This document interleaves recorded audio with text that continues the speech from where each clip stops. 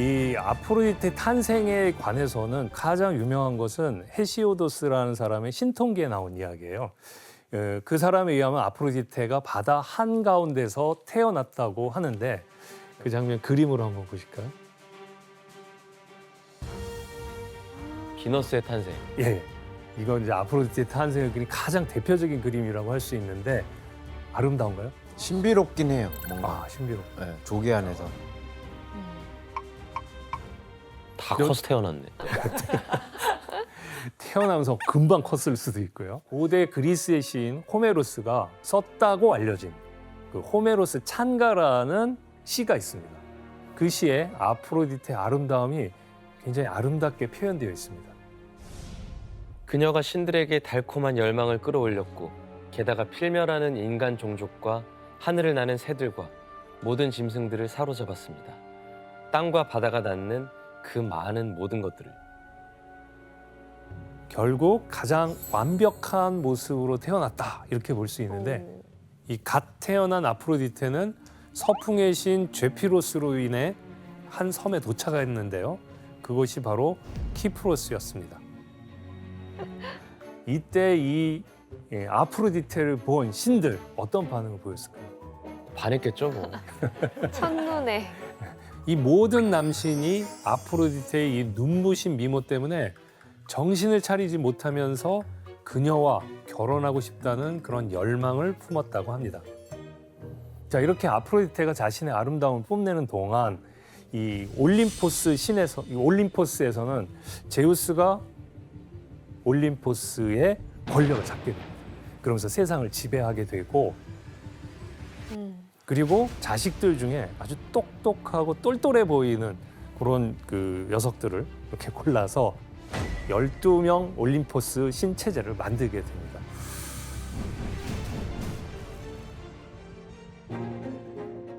바로 이때 아프로디테도 이 12 올림포스 신들 속에 들어가게 됩니다. 아프로디테는 뭘 담당하겠습니까? 미의 아름다움, 사랑, 욕망 이런 것들을 담당하면서 이 세상을 아름답고 또 사랑으로 넘치게 만드는 일을 하게 되죠. 자, 그런데 아프로디테에 대해서 많은 신들이 또 내가 아프로디테의 남편이 되고 싶다 이런 마음을 품게 되는데 여기에 보이는 남신들 중에서 아프로디테와 결혼에 성공한 신이 있습니다. 바로 최고의 신 제우스와 신들의 여왕인 헤라의 첫 번째 아들 대장장이의 신 헤파이스토스입니다. 아, 나 되게 들었다. 헤파이스. 아, 이거 되게 못생겼잖아요, 심지어 헤파이토스가. 맞습니다. 네, 아, 봤다 이거. 네. 일단 너무 늙고 추레해 보이죠. 네, 그리고 지팡이를 갖고 있는 게 다리를 절고 있어요. 대장간에서 일했기 때문에 항상 땀에 쩔어 있어서 악취도 고약하게 났었습니다. 때문에 이 그리스 신화에서 여신들에게 가장 비호감인 신이 바로 이 헤파이스토스 신이었다고 그래요. 어떡해. 이 헤파이스토스는 이렇게 보면 최고의 신인 두 부모에게서 태어났다고 하기에는 너무나 볼품이 없었습니다. 아까 지원 씨가 못생겼잖아요 그랬는데 맞아. 정말 그렇습니다. 자, 그렇다면 최고 못난이신 헤파이스토스가 어떻게 이 여신 아프로디테와 결혼할 수 있었을지. 헤라가 네. 그 아프로디테의 아름다움을 질투해서 그런 거 아닌가요? 그 헤라가 개입한 건 맞습니다. 헤파이토스가 조건 내세운 거 아니에요? 나 아프로디테랑 결혼하게 해줘라. 그럼 내가 뭐 무기 원하는 거 만들어주겠다 아닌가? 오. 누구한테? 제우스 아니었나? 뭐 불 뺏겨간 거. 뭐 짬뽕이 됐나? 예, 약간 짬뽕이 됐는데 가장 못난 남신 헤파이스토스와 가장 아름다운 여신 그 아프로디테의 결혼은 일종의 정략 결혼이었다라고 얘기할 수 있는데요. 여기 헤라가 개입이 됩니다. 사실 헤라는 나와 보니까 그 외모가 볼품없고 못나고 게다가 다리까지 절고 그러니까 헤라 입장에서는 아니 왜 나한테서 이런 아이가 낳았지? 인정할 수가 없었던 거예요. 그래서 태어나자마자 헤파이스토스를 하늘에 집어 던져버렸답니다. 어머님한테 버림을 받은 거네요. 그렇죠. 그런데 이 헤파이스토스를 따뜻하게 맞이해줬던 신이 있었습니다. 바다에 살고 있던 테티스라고 하는 아름답고 정숙한 신이 있었거든요. 아킬레우스 엄마 아닌가? 맞아요. 맞죠? 오. 알고 있죠. 아유 감사합니다. 배웠으니까요, 뭐. 네, 맞습니다. 이 테티스가 바로 아킬레우스의 어머니죠. 근데 그 헤파이스토스가 외모는 볼품 없고 다리는 절지만 불을 잘 다루는 걸 본 거예요. 그러면서 금속 다루는 기술을 한번 연마해봐라. 이렇게 격려를 해줬답니다. 그렇게 해서 헤파이스토스는 최고의 대장장이로 성장하게 됩니다. 그랬구나. 교수님 그럼 땅에 떨어진 헤파이스토스는 처음부터 올림포스 12신이 아니었던 거네요. 네, 맞습니다. 아니 근데 어떻게 올림포스에 다시 가서 그 아프로디테 만난 거죠? 헤파이스토스가 이렇게 최고의 대장장이로 성장하면서 그 마음속에는 자기를 버렸던 어머니에 대한 그 서름과 분노와 복수심이 있었어요. 그럴 수 있죠. 이런 마음으로 멋지게 생긴 황금 의자를 하나 만듭니다. 그리고 이거를 올림포스 그 궁전 위에다 보내죠. 헤라 여신께. 헤라가 딱 보니까 너무 마음에 드는 거예요. 이게 누가 만들었는지 어디서 온 건지 그런 건 따지지도 않고 그냥 확 반해버렸던 거죠.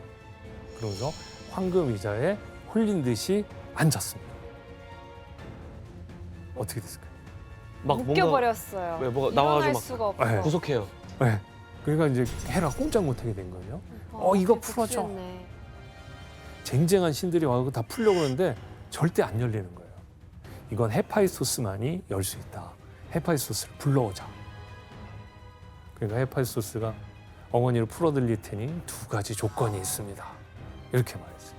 지원 씨는 어떤 조건 내죠? 그게 아프로디테를 원했군요. 그 조건 속에 하나가 그렇죠.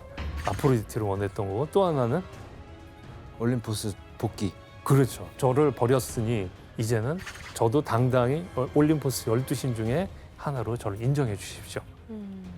근데 이때 가장 그 억울한 게 또 누가 아프로디테죠. 네, 아프로디테 왜? 뭘 잘못했는데 그 갑자기 결혼해야 돼요? 아니 잘못은 헤라가 했는데 그 네. 불똥을 자기가 뒤집어 쓴 거잖아요.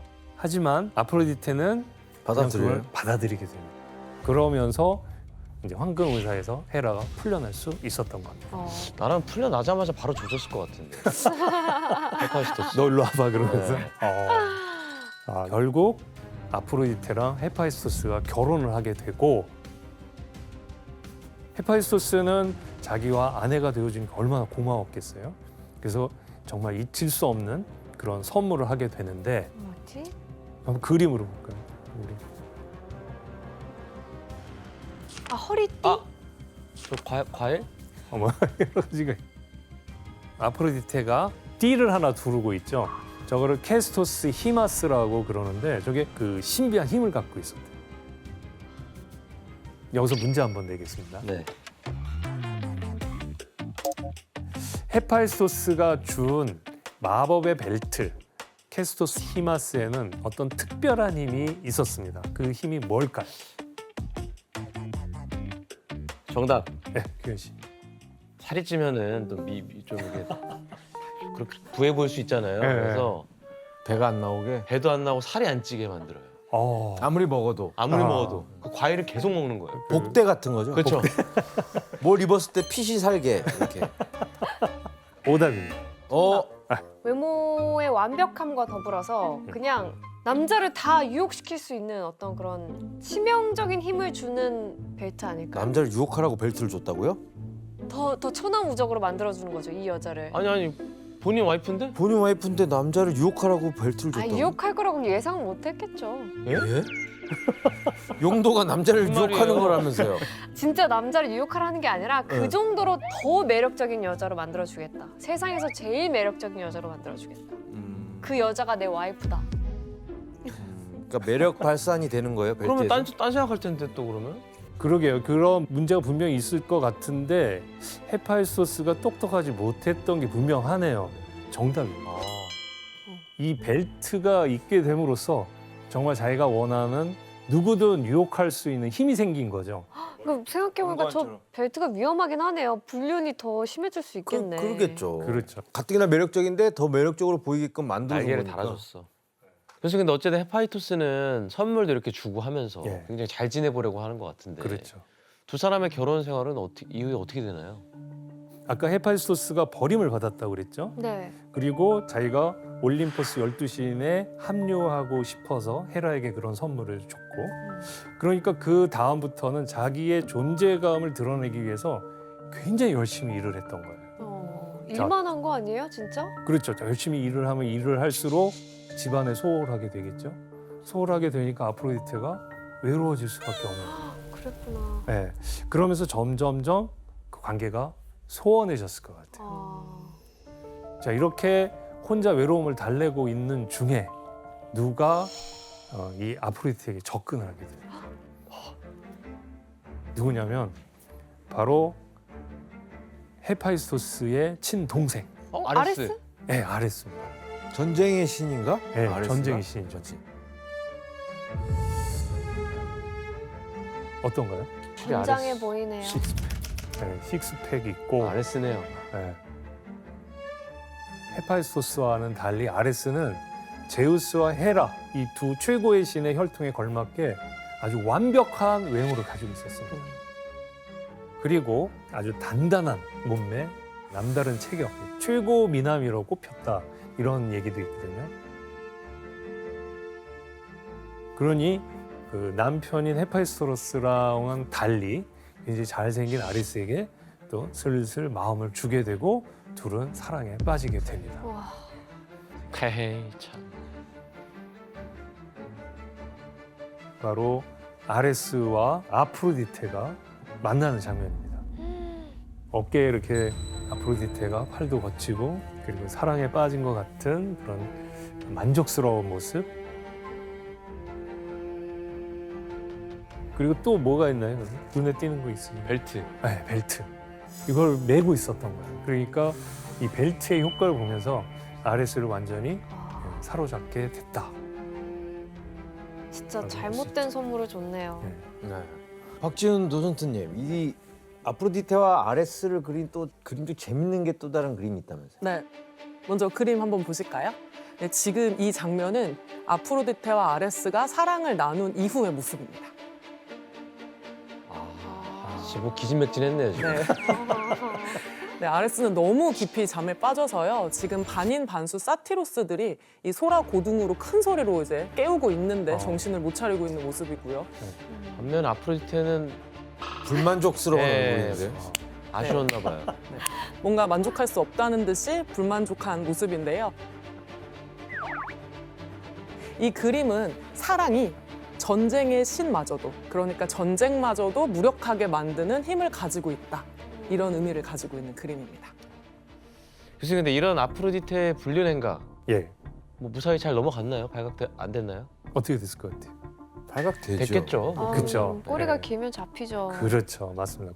어느 날 태양마차를 몰고 하늘을 날던 태양의 신 헬리오스가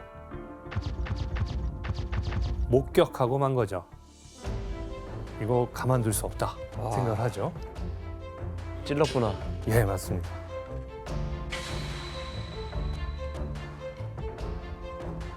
헬리오스는 곧장 헤파이스토스에게 가서 두 신의 불륜 사실을 알렸습니다. 맨 왼쪽이 찌르는 사람이다. 그렇죠. 저게 태양의 신 헬리오스입니다. 네. 번쩍번쩍 빛이 나죠. 그리고 당황해하는 모습의 헤파이스토스. 내가 이렇게 열심히 일하는데 만천하의 공개에서 아프로디테나 아레스를 공개적으로 망신을 주기로 결심을 하게 됩니다. 얼마 후에 이제 작전을 짜는 거죠.